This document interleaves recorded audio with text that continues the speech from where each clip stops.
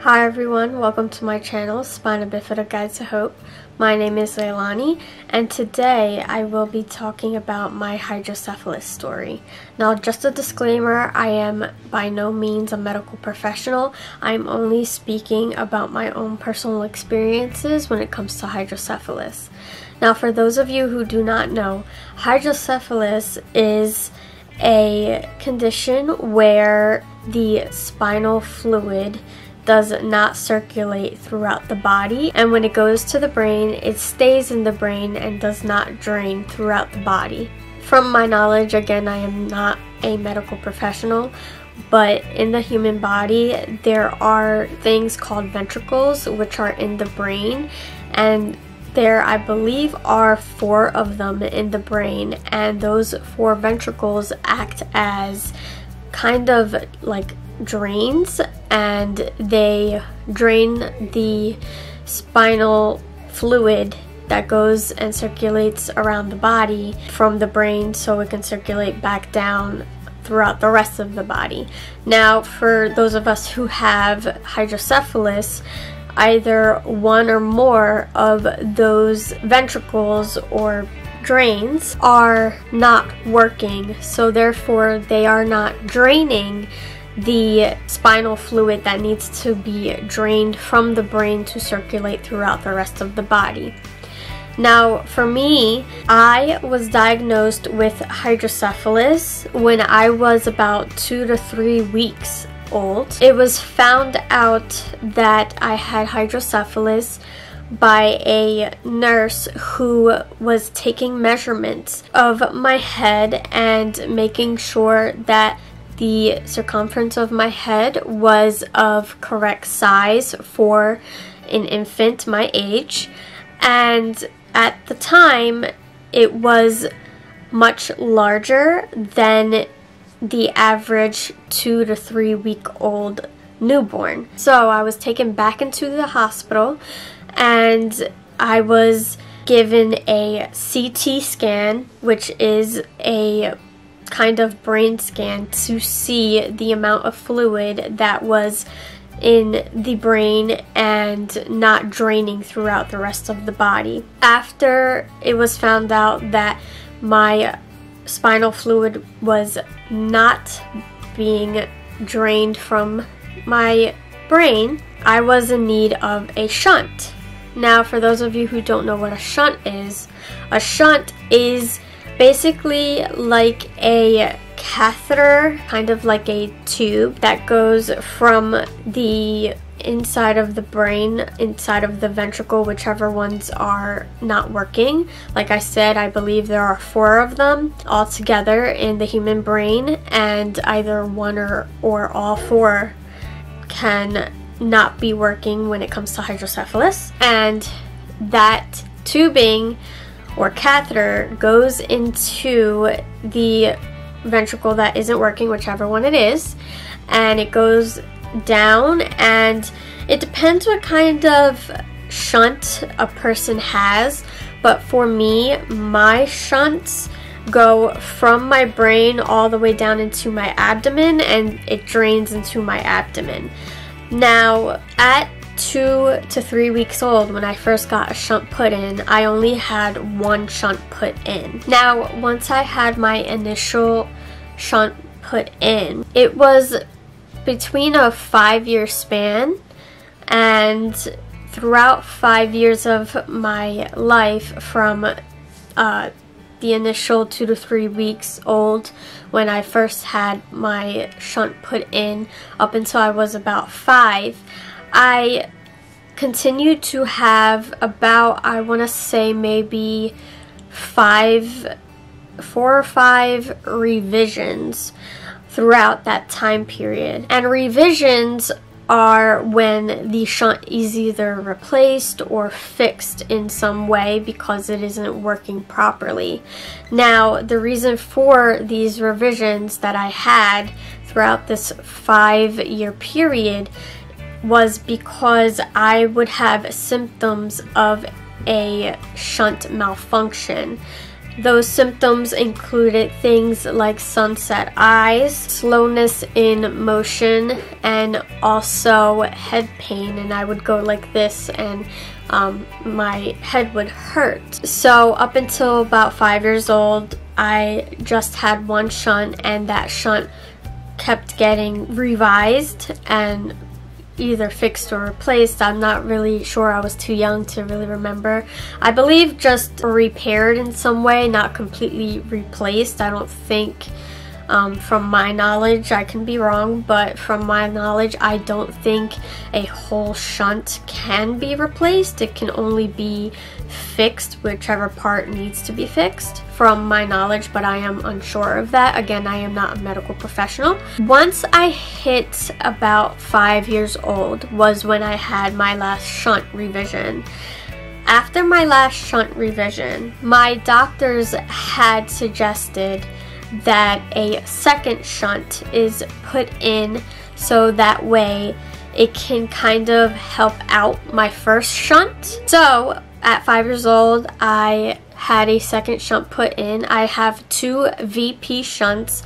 Again, both those shunts go from my ventricles that are in my brain down my neck and all the way to my abdomen, and they drain into my abdomen. I know now today there are all different types of shunts. There are magnetic shunts, there are manual shunts, there are all different types of shunts. My shunts specifically, they are not magnetic. They do not use any type of modern technology at all. They are strictly manual, which means that there is no type of technology along with my shunts. It is just simply the catheter and the valve, which is a little kind of bulb that is part of the shunt. So once I had my second shunt put in, since now I am 25, I since then have not needed another revision in 20 years, thankfully, and I hope that does continue. However, that doesn't mean that I haven't had difficulties or issues when it does come to my shunts. Issues that I have run into in the past 20 years have been things like discomfort. I can either have discomfort on my abdomen where the shunts are in my abdomen, I can have it in my neck, or on some occasions I have had it on my head, and those discomforts kind of feel like a soreness, and in some cases that area that I do feel the discomfort does get irritated and sometimes even swollen. Anytime that does happen, just as a precaution, I do go to the emergency room just in case there is a possibility of a shunt malfunction. But if there isn't, usually what the cause of the irritation and the discomfort is from scar tissue. Now, since I have had my shunts in and not revised for 20 years now, when I have that discomfort, it is from scar tissue pulling and kind of ripping from my shunt. Having shunts in so long, scar tissue has wrapped around both of my shunts, and therefore if I move a certain way, or I stretch, or I exercise a certain way, I do yoga, so if I stretch a certain way, I do risk the possibility of ripping a piece of that scar tissue. Now, the scar tissue isn't something to worry about. It is just something that happens naturally because I have a foreign object in my body. So that scar tissue, yes, it's a discomfort and it could bother me and be a little irritated for a few days. But after the few days pass, the swelling or irritation does go down and the pain or discomfort does stop, and it's no longer a problem. It is not necessary to get a revision over a scar tissue tear at all. It does not affect the ability for the shunts to work in any way. So that is really the only issue that I have had in the past 20 years. I have had that scenario happen to me multiple times, and I'm sure I will have it multiple times more in the future. I haven't had one much recently happen. The most recent scar tissue tear that I've had was about, I want to say, maybe 2 to 3 years ago. But other than that, I haven't thankfully had any serious medical issues with my shunts in the past 20 years.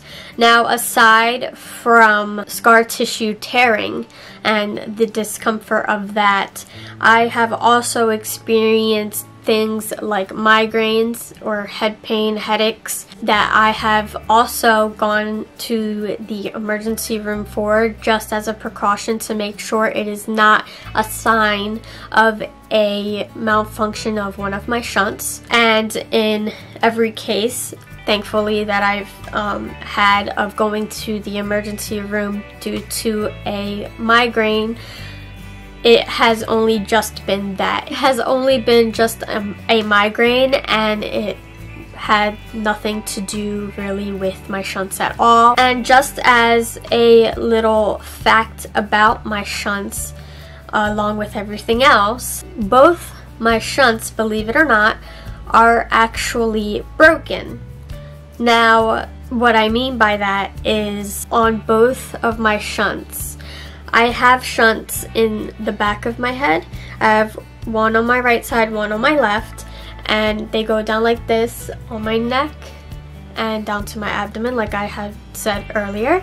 And on both of my shunts, on a part of my neck, both of them are actually disconnected, and the tubing has actually kind of torn and disconnected on the part of my neck. But I haven't needed a revision for either of my shunts because of the scar tissue. Now, the scar tissue that I do have wrapped around my shunts, like again I've mentioned earlier, has acted kind of like, I guess you can say, a glue. And it has kept both of my shunts and the tubing together. And because of that, I have not needed any revision, and my shunts both still work. Even though they are essentially disconnected, they are still working because the scar tissue is acting as a glue to hold the shunts together. Now, could that potentially one day break? I am not sure. As of right now, it is not a concern for any of my doctors that my shunt or the scar tissue will rip and disconnect my shunts, or that my shunts will malfunction anytime soon, which I hope, obviously, that they don't. Hopefully, it does continue that my shunts do not ever need a revision, and I can continue living my life without worrying about my shunts at all.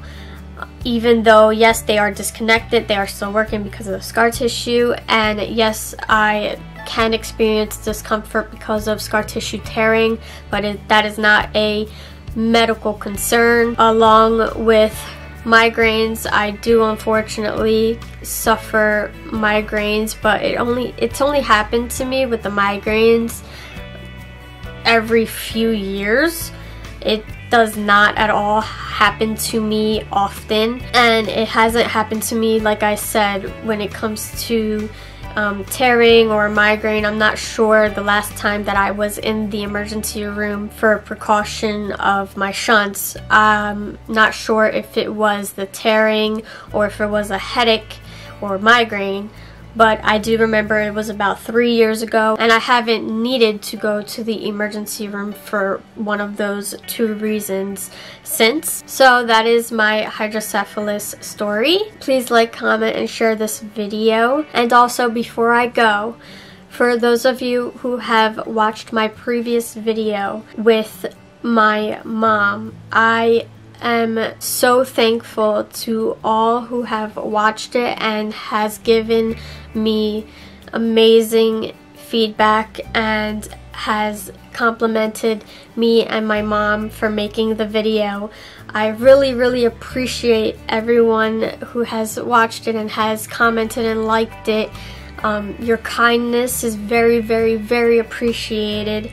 Thank you for all the kindness that you have shown me and my mom. Thank you for watching. If you haven't already, please subscribe to my channel. That is greatly appreciated. And I will see you next week. Bye!